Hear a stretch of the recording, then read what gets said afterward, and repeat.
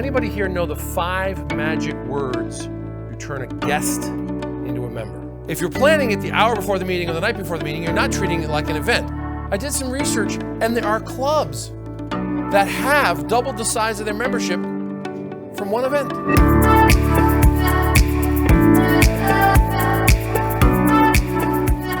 As can be seen by even a casual inspection of our district's club statistics, our clubs need assistance with a fundamental skill: bringing in guests and turning them into members. 80% of the clubs in District 32 are below charter strength, 20 members. 43% are at 12 or below. Why is 12 magical or below? Because you're eligible for a club coach. Clearly, we need to be doing something different. Maybe even something new you've never tried before. A while back, Lance Miller, if you don't know who Lance Miller is, he's a former 2005 World Championship of Public Speaking. World champion of public speaking.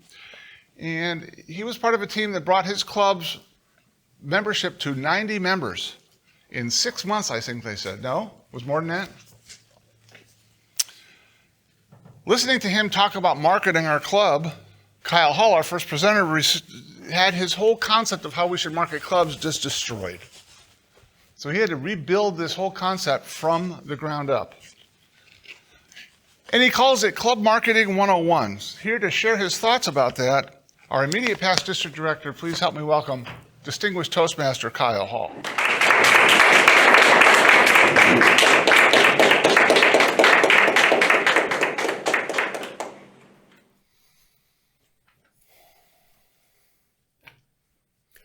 Where are they? Where are they? I remember standing there in my club at the opening of our open house, wondering where the guests were. We thought we'd done everything we needed to do. We put up flyers. We sent news releases to the local paper. We let people know we had food. We had an interesting program plan. We had one guest show up for the free food. I have seen multiple membership building events that were less than stellar successes. Maybe you get some guests in. Maybe one of them comes back. If you're lucky, one of them turns into a guest. And I had to believe there was something better than this. When I moved here to District 32, I was part of a club that had 12 members. And when I said, hey, we need to do something to increase our membership, the officers started rolling their eyes, like, oh, we've done that before, that doesn't work. So I sat and I did a little research. I did some research, and there are clubs that have doubled the size of their membership from one event. There are clubs out there that do specific events like a Speechcraft every year, and every year they get 4 or 5 new members from that event. There are clubs that make this work. So why weren't my clubs working? Well, after some research, I thought I understood how to put together a membership building event. And then Lance Miller came a couple of years ago, and he talked at one of our conferences. And more particularly, I bought a couple of his CDs, and he completely shattered my idea of club marketing and remade it into a bigger image. Now, you all have this.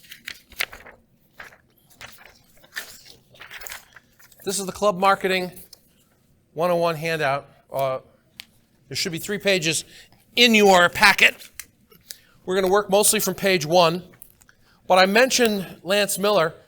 He produces several CDs that you can buy from his website. These are the 2 that I bought. I heartily recommend that your club buy a copy of each of these and give it to your VP of PR at the beginning of the year to listen to. This you can play in any CD, car stereo. This you have to play on a computer. And I have no fiscal relationship with Lance Miller, so I'm not getting any money for this. I just think it's worth having. I'm going to talk today mostly about club marketing, how to get the word out there so you can get some guests in, get some butts in the seat. But let me ask you this. If a guest walks in, sits there and listens, observes your meeting, and at the end of the meeting they go, was it worth all the effort to get him in the door? No. No. I remember my first Toastmasters meeting. Now, I found it on my own because I realized I needed to increase my public speaking skills. And some people who were good at it said, go to Toastmasters. Well, I looked around and there happened to be one in the building that met in the basement of the building next door to where I worked. I walked into that meeting and I saw 3 what I thought were pretty good speeches. And then we had table topics, and that was fun, and there was a lot of laughter, and I really enjoyed the table topics. And then I saw 3 evaluators get up and tell the speakers who were already good how to get better. By the end of that meeting, I was going, wow. Wow, you could not drag me out of there before I wrote a check and filled out an application. They had what I wanted, and I was going to get it. Now, my question for you, ladies and gentlemen, is if you walked into your club, if you could take off your existing member mindset and put it aside and walk into your club like a brand new person who's never been to Toastmasters before, and you sat through one of your club's meetings, would you be saying, wow, I want this? Or would you be going, If you're not going, wow, then you have some work to do. Because there's no point marketing your club until you can get your club meetings to wow. Let's talk a little bit about getting your club meetings to wow. That's item number 1 on the handout. Does your venue work? When I first joined the club I'm in now, the Squim Club, we met in the basement underneath a real estate office. It was a dungeon. The ceilings were right about here. It had bar lighting, so no matter where you sat, there was a light shining in your face. The stairs down were concrete stairs. They were unlit. During the winter, they were icy and dangerous as heck. But this meeting room had the one requirement that the club officers wanted. It was free. They were never going to let go of this location because it was free. Thank goodness the owner threw us out. Now, he didn't just throw us out. He threw everybody out. He was allowing the basement to be used by a bunch of nonprofits. And one person who went to one of these nonprofits slipped on the stairs and maybe said the word sue, and suddenly nobody can meet there anymore. But it forced us to go out and find a better place. We found another place that was just as free, only it had light. And it had ceilings where I wasn't going to hit my head. It kind of absorbed sound. It was a rough place for sound. You could be 20 feet away from somebody and not hear them. But it was better. And after a little while, we went and found another place. And it's a little smaller, a little more intimate, but it's better sound-wise. And there are places out there, but the venue counts. Do you have a good venue? There was a club in Bremerton that was meeting in a gorgeous meeting room in a business building. They were in a desert as far as other businesses were concerned. They were surrounded by parking lots on 3 sides and the shipyard. They meet at lunchtime. People in the shipyard have a half an hour for lunch. No one's coming off the shipyard to go to your meeting. So there was nobody in easy walking distance of their club. They couldn't get members. They had to move to another location. They had to give up the gorgeous room and move to another location closer to businesses so they could get more members. So is your venue right? Do you start and end on time? I met a woman in Toastmasters. She joined her club because she went and visited it, and they started on time. And they ended on time. And that so impressed her that she joined the club. Personally, I thought she set the bar a little low. But obviously, she was not used to meetings that start and end on time. Are your members doing project speeches? Whether that's Pathways or whether that's Legacy, are they doing project speeches? Well, let me ask you, why do you think doing project speeches is important? Matthew? Well, you can see the objectives that they're trying to obtain, and you can measure them through the evaluations, thereby helping see how the progressive system of the education program. So let me paraphrase, and you tell me if I got it right. It gives the evaluators, working from a project gives the evaluators something to work with when they're evaluating you, and you can look at your own progress over time. Right, and it's easy for the audience to understand what they're looking for, too. And it's easy for the audience. Anything else, Gary? Well, members appreciate the recognition when they complete a certain path. Sure. Opportunities for recognition. People become invested in a long-term project. You become invested in a long-term project. There's one other reason that nobody has said yet. Doing a exercise, doing a project, whether from Pathways or the legacy system, pushes you to do something you would probably not otherwise do. Oh, I'm going to do something, I'm going to do a vocal variety exercise. Well, I would normally give a speech without worrying about my vocal variety, but this speech forces me to focus on that and thereby learn. So do our members do project speeches? Do our clubs have laughter? Do they have camaraderie? Do we like each other? And do we have powerful evaluations? Now, here's an interesting thing.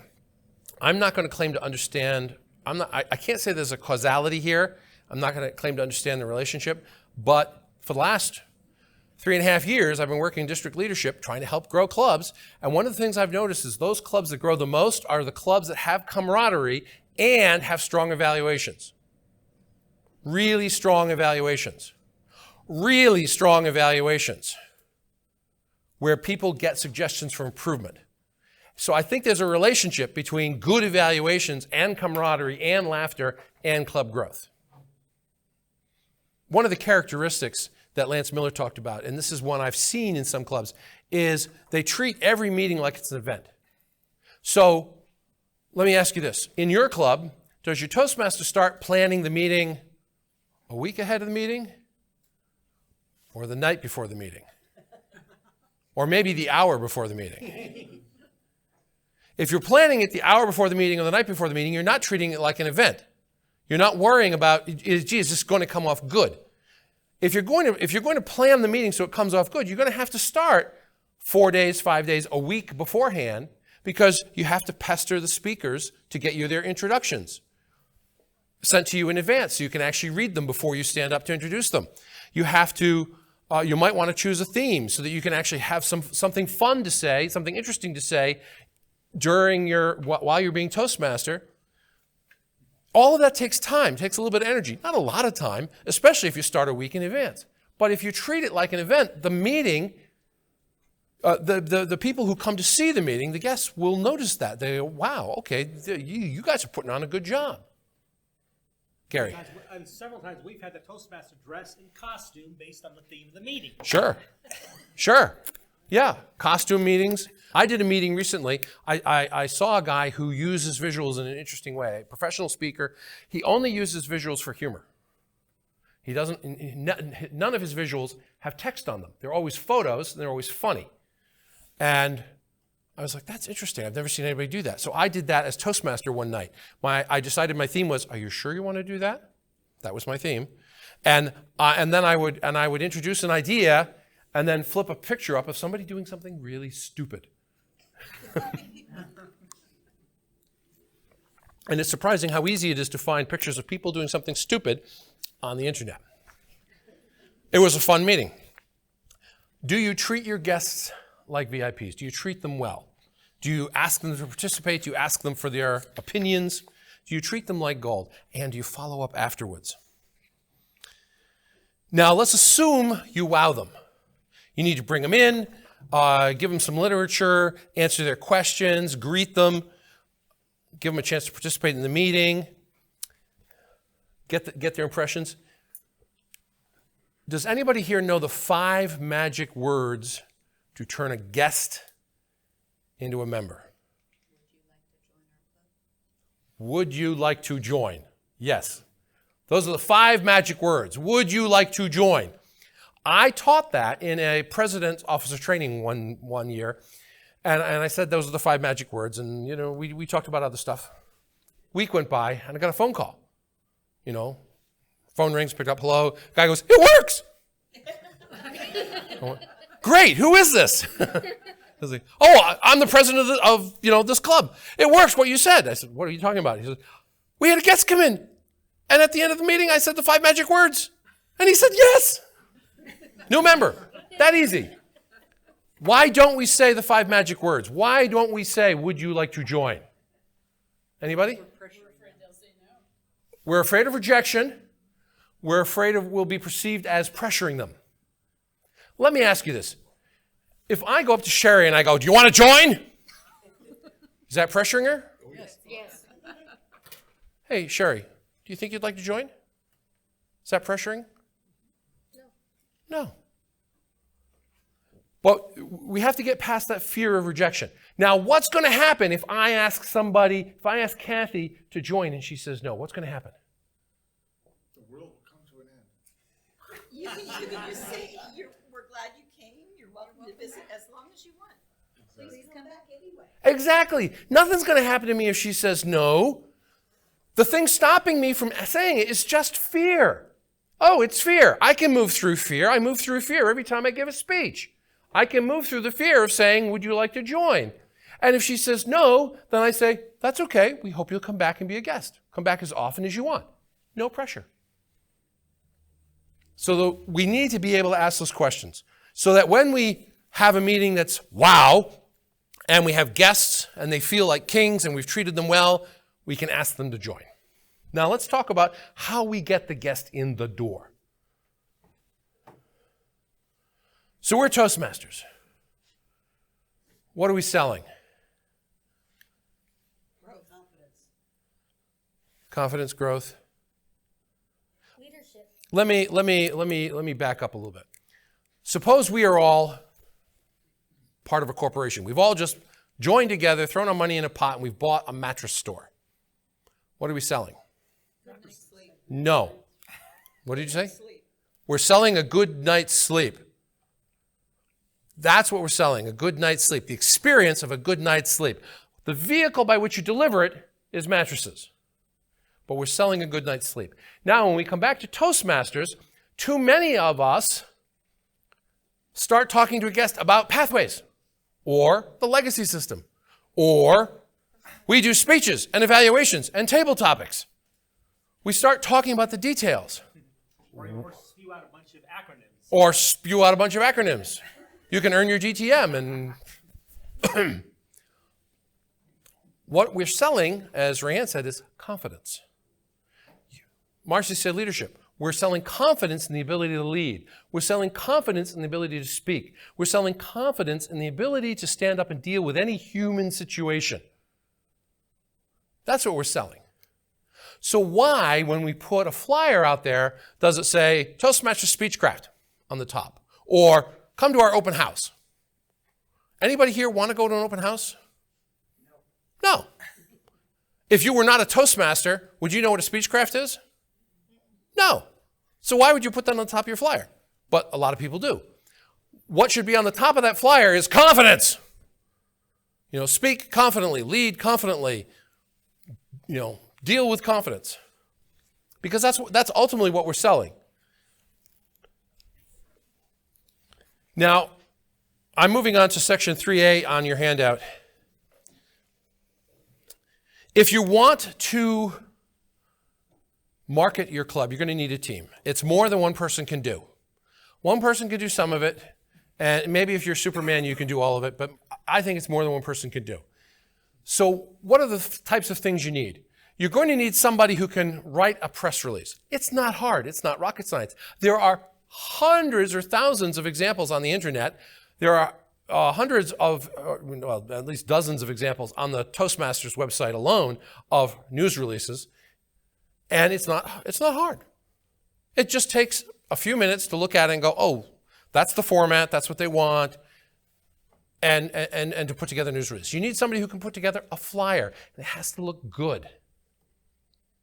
It should not have stock imagery on it if you can avoid that. But you need somebody who can put together a flyer. Now, if you're going to use social media, anybody here use social media for your club? Facebook, LinkedIn, Snapchat, something.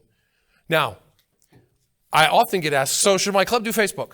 Should my club have a Facebook account? Should we market on Facebook? My question to you is, stand up and ask your officers, members, how many of you use Facebook? Raise your hand. Do you use Facebook? Raise your hand. Okay, almost everybody here does. If we were a club, using Facebook would make sense for us. If none of you raised your hand, or only 2 or 3 of you raised your hand, using Facebook wouldn't make sense. Why would you want to use something your own members don't use? Figure out what your members use and use that.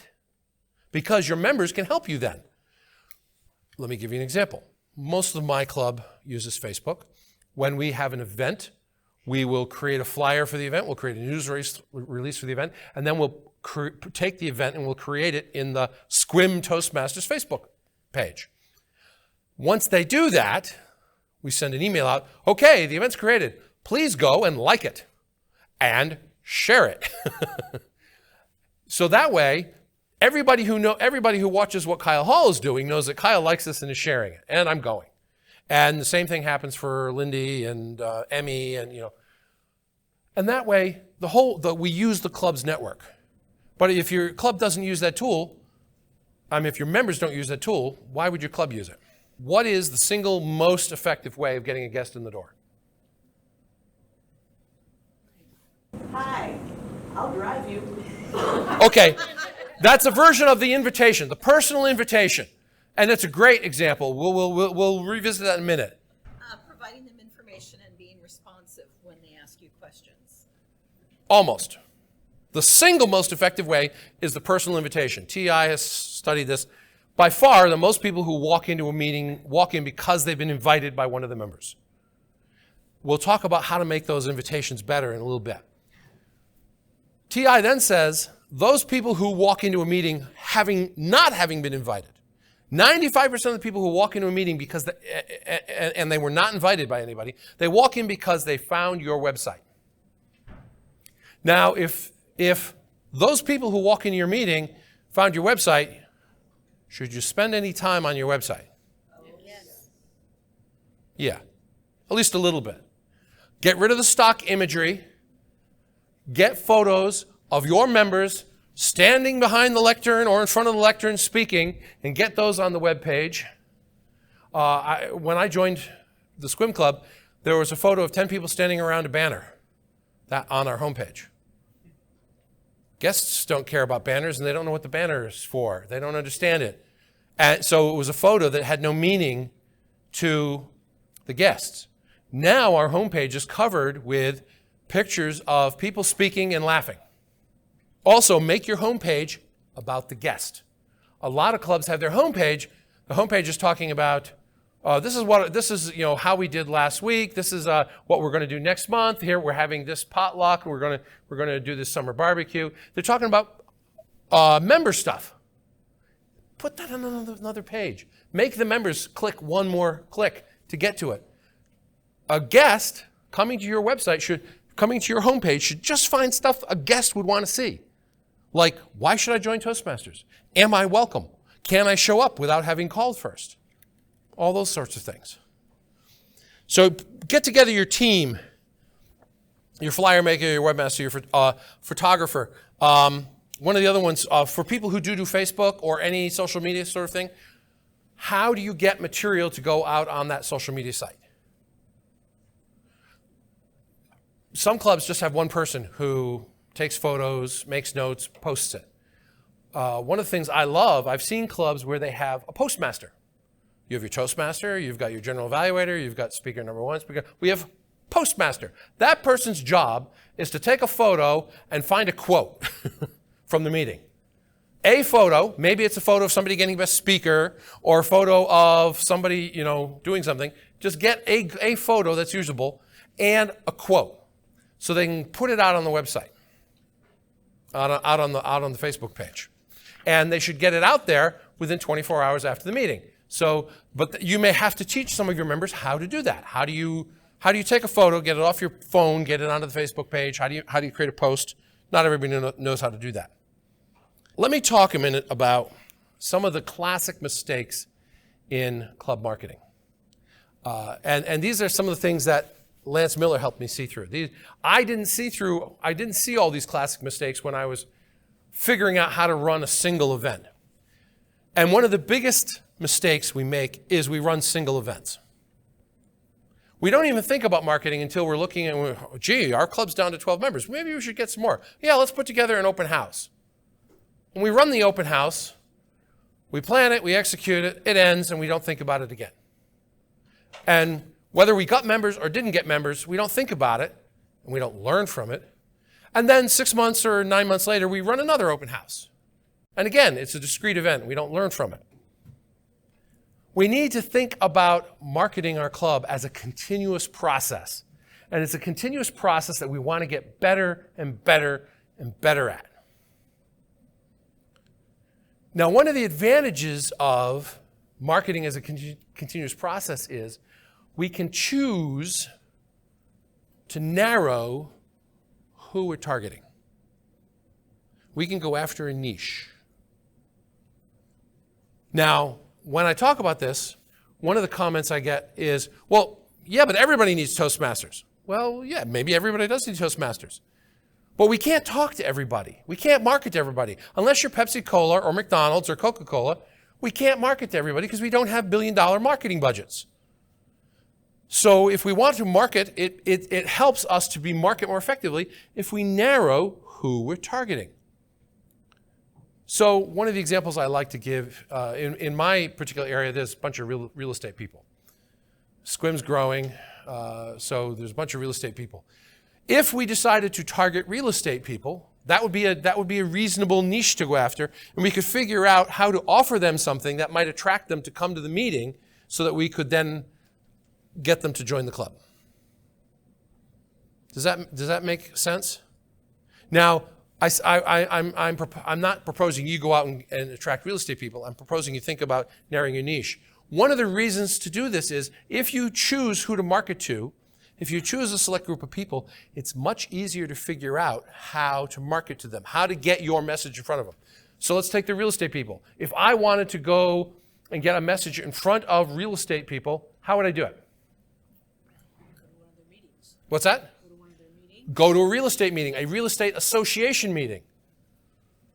Okay, how else?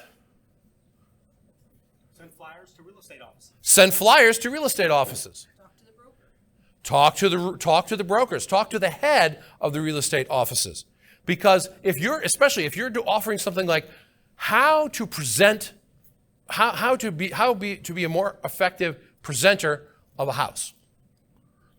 Well, the real estate people might like that, but the people who own the real estate offices would love that, and they're going to send all their people.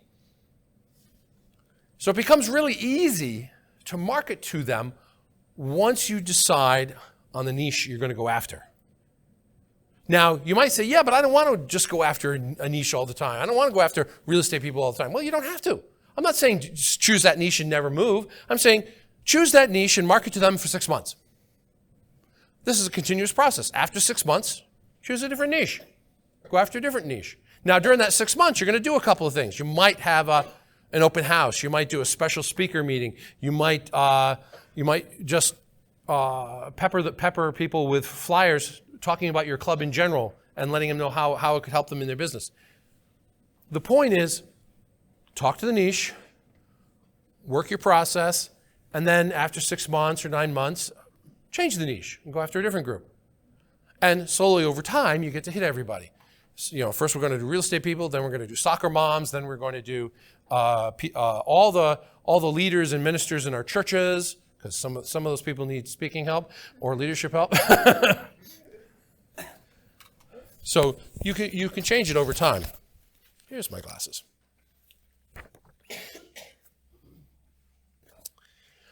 One of the other mistakes people make is they don't give themselves enough time for PR.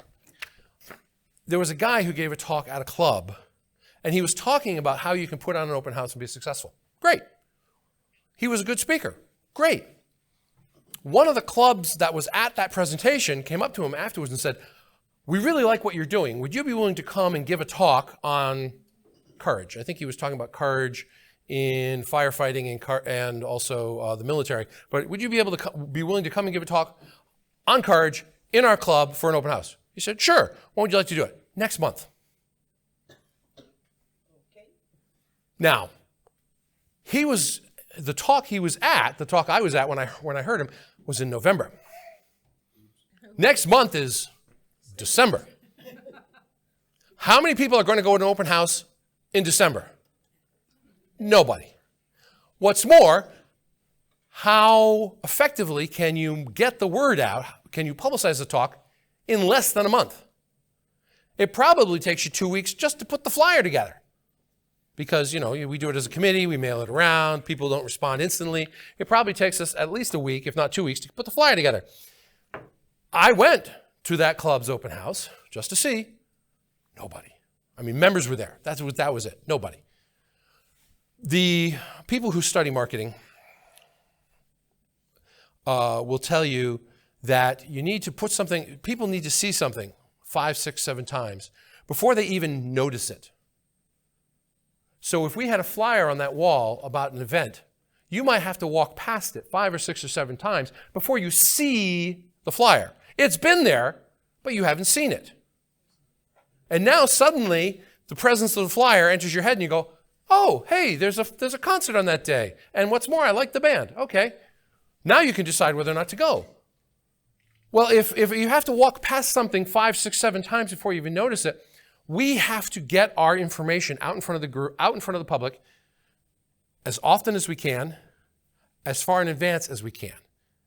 Figure if you're going to do some kind of event, getting the publicizing it, the actual act of publicizing it is going to take 6 to 8 weeks. You're putting flyers up around wherever you're going, real estate offices.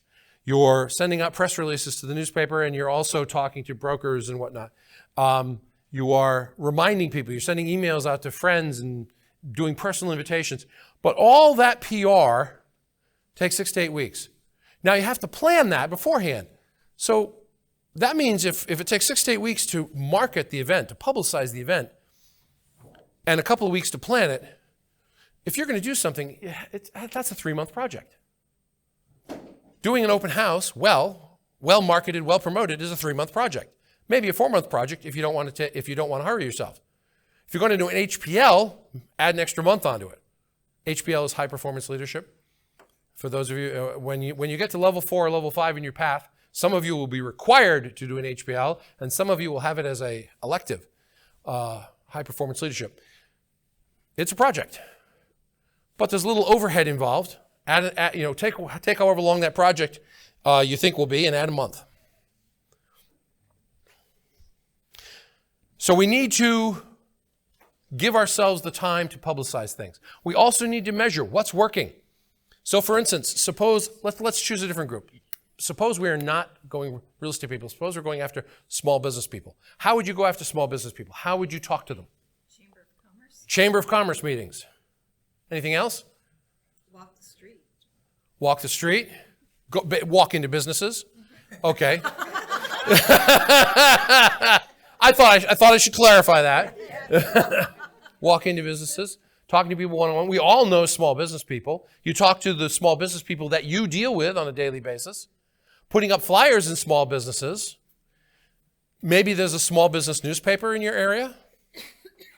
If there is, it's probably generated by the Chamber of Commerce. But Chamber of Commerce website, Chamber of Commerce calendar, Chamber of Commerce meetings. Anyway, you can get the word out.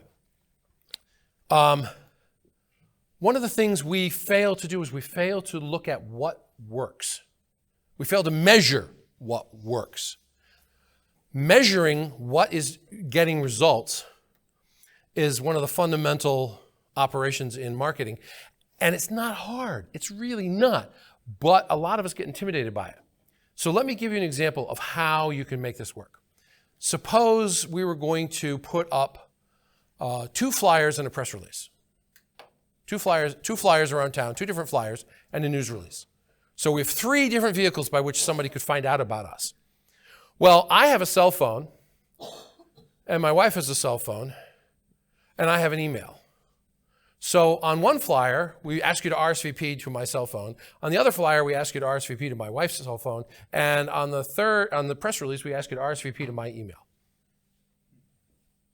I can tell which one's working by where the calls are coming in or where the email's coming in. Really simple. Now, you may end up having 6 or 7 different things. We've got flyers here and cards here and news releases there and talking to the Chamber of Commerce in person. So you may have 5 or 6, but if you have a team of people doing this, across that team, you probably have 8 or 10 phones and a dozen emails by which you can measure whether it's working, what's working. And of course, if this is a continuous process, we did this open house. This flyer generated calls. This one didn't. Gee, we're going to do another open house. Which one are we going to use?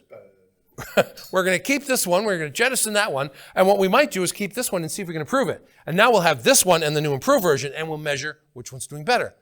So over time, the vehicles we're using to communicate with our target market get better and better and better. The last thing I want to mention about this is if we have an event, so we have an open house or a speaker event or a business awareness campaign, we do something. There has to be a postmortem after the fact, a lessons learned. What did we do well? What could we do better? How do we make it better each time? Too often we don't learn, we just repeat the same mistake and we wonder why we're not getting better results. But we're a learning organization, so let's practice learning. Now let's talk a little bit about some marketing basics. I already mentioned the single best way to get people in is personal invitation. How can we improve the personal invitation? So most of the time, our personal invitation is, hey, Gary, do you want to come to my club and check it out? We're a Toastmasters club. We teach public speaking. You want to come and check it out? Sure. Well, Gary said, sure. Most people go, no, thanks, but no, I'm busy that night. Now, if I'm asking Gary to come check out my club, what am I asking him? I'm asking him if he wants to come join my club. How many of us want to go join a club? We haven't seen it. We've never been there. We don't know what its benefit is. We're not impressed with it yet, but yet somebody's asking us if we want to join the club. I mean, it's implied in the invitation.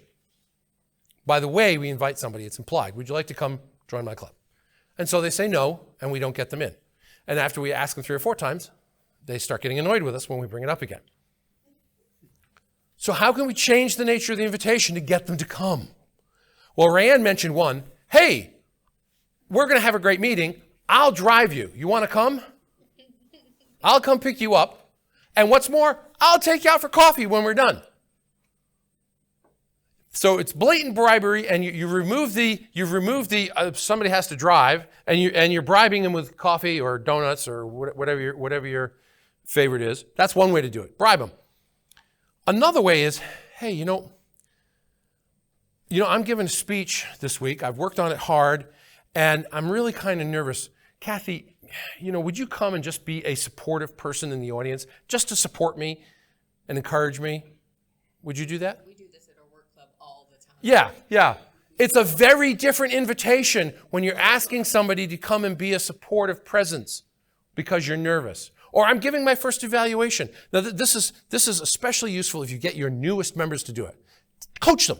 Hey, you're a new member. You're going to be giving your first speech. Ask your friends to come and be supportive. A few months later, hey, you're giving your first evaluation. Ask your friends to come and be supportive. Hey, you're going to be Toastmaster for the first time. Ask your friends to come and be supportive. By this time, the friends have been there 3 or 4 times. They understand what's going on, and some of them might join. But the invitation is different. The other invitation is, Roxanne, you are an awesome storyteller. I love the way you tell stories. Would you come to this meeting? We're doing a meeting of storytelling. 1, you might enjoy it, and 2, you might be able to add some benefit to the group. That's a different invitation. That's respecting her expertise and trying to get her in. I used a technique on one of my neighbors. It hasn't come to fruition yet, but we'll see. I wanted to get him to come to the club. I'd invited him once or twice. He'd said no. And so I went to him, and I told him the truth. I said, I've been in this club a while. I have a hard time seeing this club with the eyes of a guest. And most of us who've been in the club have a hard time seeing our club through the eyes of the guest. Would you come to our club and pretend to be a guest who knows nothing about Toastmasters? He is a guest who knows nothing about Toastmasters. Well, would you come and pretend to be a guest who knows nothing about Toastmasters? And what I want you to do is I want you to notice, how are you treated? How do you feel? At the end of the meeting, are you confused about anything? Did you feel welcomed? Are you curious about the nature of the club? And after the meeting, I'll drive you home and I'll debrief you on this. And that way we get some feedback of how a guest sees our club. So that's what I call doing a Moments of Truth light. Rather than doing the whole Moments of Truth workshop, get a friend to come, pretend to be a guest, and take notes on the impression your club creates. And then you share those notes with your officers, so your officers have some feedback. Mike? Tell them you want them to be a secret shopper. Yeah. Essentially being a secret shopper. Does everybody understand that websites and Facebook and things like that are essentially passive? You can post things on Facebook, but unless somebody's looking for it or unless somebody is following somebody, they're not going to see it. Same thing with your website. Nobody's going to. You can change your website, but unless somebody comes looking for public speaking in Tacoma or Federal Way or Puyallup or Squim or wherever you are, they're not going to find it. One thing that's irritating is you go to another club's website and Yeah. the information is not up to date. I don't want to read about last year's events. But if you're a Toastmaster and the clubs you're competing with for members don't have their websites up to date, I feel bad for them, but I'm not going to call them and tell them. Because if my website's up to date, then we're more likely to get the members. Now, I will tell you, I was area director over in District 2 years ago, and I was supposed to visit a club, an advanced club. I looked at their website. They meet at this restaurant on this day. I went to the restaurant. I sat there. I was there for 20 minutes before I finally asked, where's the club? And the owner said, oh, they haven't met here in a year. They're an advanced club. I called up the president. I said, did you know that your website has the wrong address? Yeah. Oh, no, I didn't. Okay. Well, we'll get that fixed right away. So I checked back a few days later. The address for where they met was correct. The map was still wrong. You need to make sure your website is up to date. Last thing on websites. When I am now the webmaster for the Squim Club, and when I took it over, we're using Free Toast Toast. A lot of people use Easy Speak. A lot of people use Free Toast Toast. We had the same generic text that everybody else has on their Free Toast Toast screen. And I went, I don't want to be like everybody else. First, I got rid of the stock imagery. But the other thing I said was, okay, I went out on the internet and I searched for award-winning Toastmaster website. And I found a Toastmaster website that had won all kinds of awards for being a great website. And I read it, and yeah, that's pretty good. Copy. Took it over to Word, paste. Edited the heck out of it, took their stuff out, put our stuff in, made it my own, and then I took that and I replaced the text on our webpage. It was not a Herculean effort to do it. I'm going to take an award-winning website and liberally steal from them. That's what the internet's about. Now let's talk about outbound marketing. I already mentioned personal invitations. We've talked about that. Demo meetings. Do you know what a demo? So a demo meeting. Anyone know what I call a mini demo meeting? Basically, a mini Toastmasters meeting. Just condense it and show people this is how you do it. Right. It's a 25-minute Toastmasters meeting. You have a Toastmaster, one speaker, one evaluator, table topics, and maybe one person being timer and odd counter or something like that. And so 5 people can do it. And you can do it in 25 minutes. There are a bunch of organizations out there that are looking for speakers in the 25 to 30-minute range. Most Lions clubs, most Kiwanis clubs, most Rotary clubs, a lot of chambers, bunches of organizations or associations are looking for speakers on a weekly basis. The program managers for these groups, the people who are trying to book the speakers, they are desperate. You can call them up and say, I've got something. And they'll say, great, I'm booking you. What is it?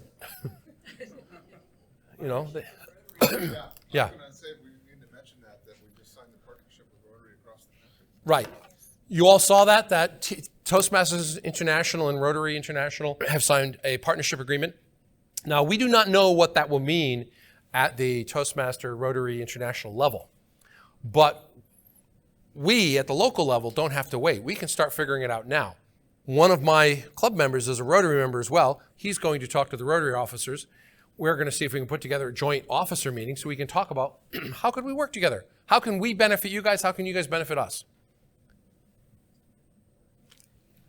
Mike. And when you're approaching some other group of people or a club or whatever, it's always, what can we do for you? Not, how can you help us? Right. What can we do for you? Now, I can tell you, having been a Lion and having talked to some Rotarians, there are a lot of people who have leadership roles in these types of clubs who are horrible leaders. They don't know how to lead a meeting. They don't know how to put together the agenda. They don't know how to keep a meeting on time. Hence, people who join clubs because they're starting in on time. They're horrible leaders. They could really use some training. I know that Rotary sends their officers off for leadership training. But let's face it, a day or two of leadership training and then nothing, no follow-up is not going to work. Toastmasters is a great place for them to learn it. Now, on the flip side, we have all these people in Toastmasters who are developing speaking skills and leadership skills, and yet a lot of us never use them outside of Toastmasters. Why are we learning leadership and speaking if we don't take them out into the real world? Rotary, Lions, Kiwanis, these places give us they have projects that benefit people, that save people's lives. And we have an opportunity to use our leadership skills to benefit our community. So mini demo meetings, you could take them out to your local clubs. We already talked about open houses. Does everybody here, raise your hand if you do not know what a speechcraft is.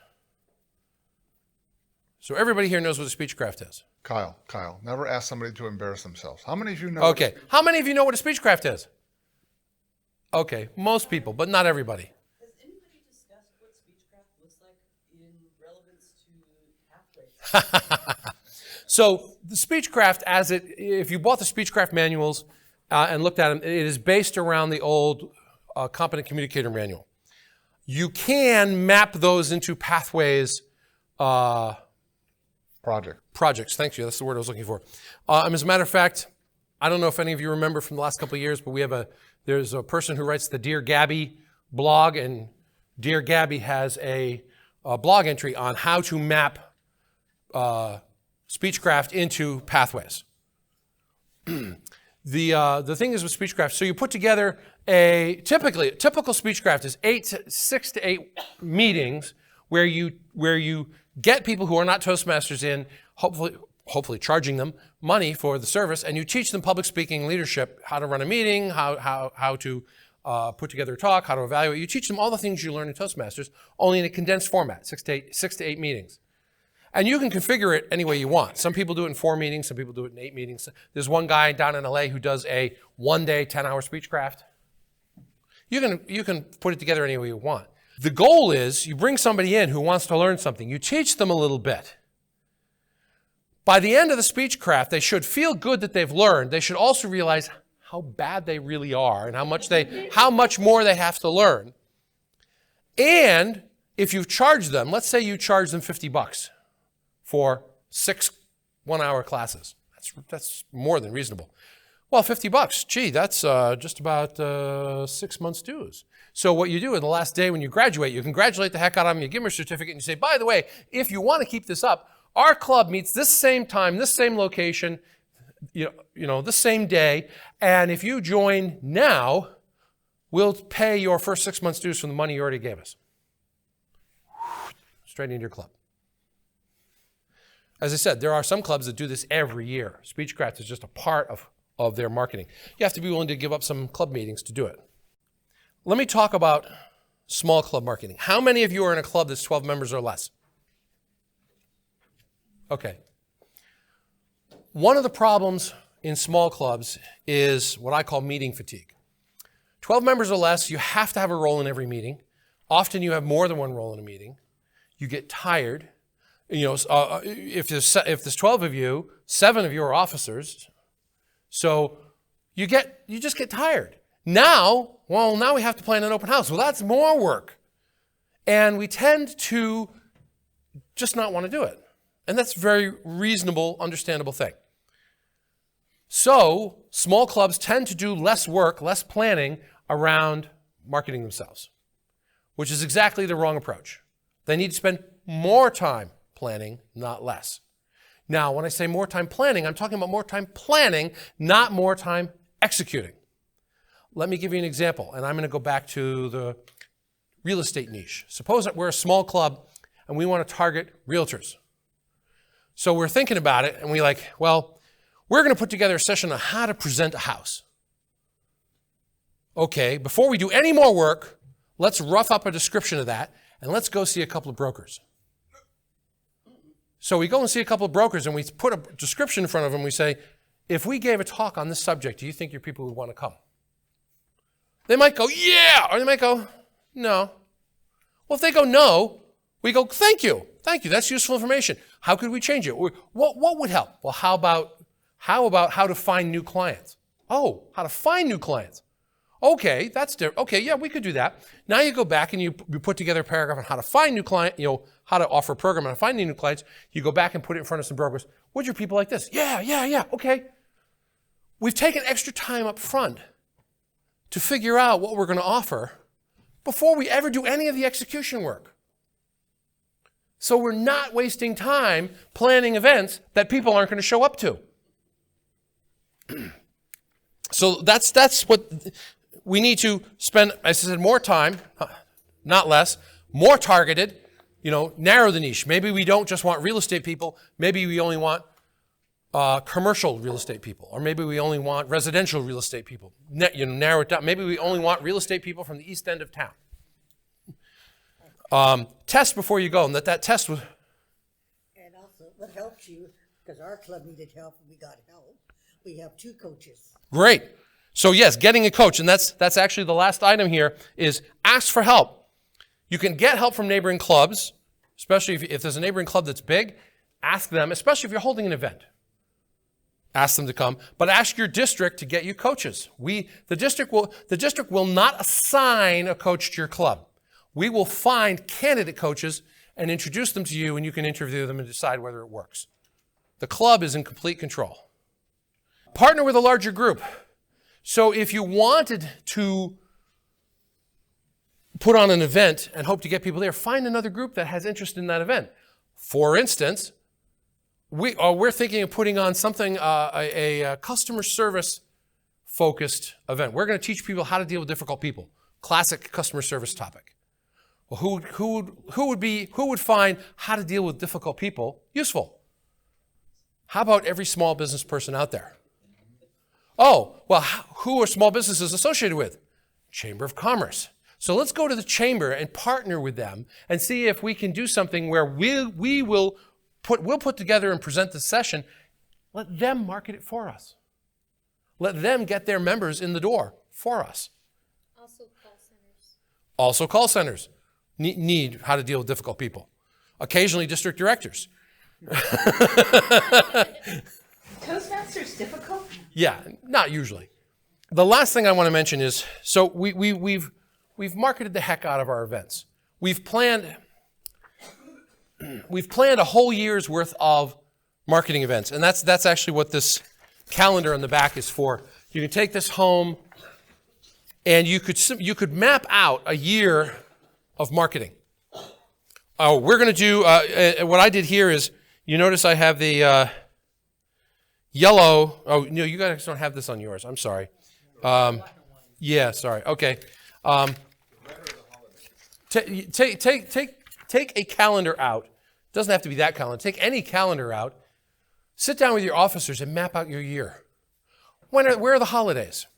Do any of them fall on our club meeting? Oh, Valentine's Day falls on a club meeting. There's a marketing event. My club, we like doing scary ghost stories, and our meeting was 2 days before Halloween. There's a marketing event. We put on a scary ghost story night. Look at what the holidays are. Look at, based on your club schedule and what your people are doing. Oh, well, our club is full of snowbirds, so we're not going to do anything in the wintertime. We're going to do all our stuff in the summertime. Okay, so we're not going to plan any marketing events in the wintertime, but come summertime, we're going to plan an event, let's say in June and July and August. And they're going to be related, and we're going to market them all. So talk to your club officers and plan that. Now you've got those butts in the seat, you've put on your event, you've wowed them, and then you've asked them the 5 magic words, and they've joined. How do you get them bolting out of the blocks and running down the straightaway as fast as possible? How do you get them moving? Yes, I'm using a sports metaphor, believe it or not. How do you get them moving as fast as possible?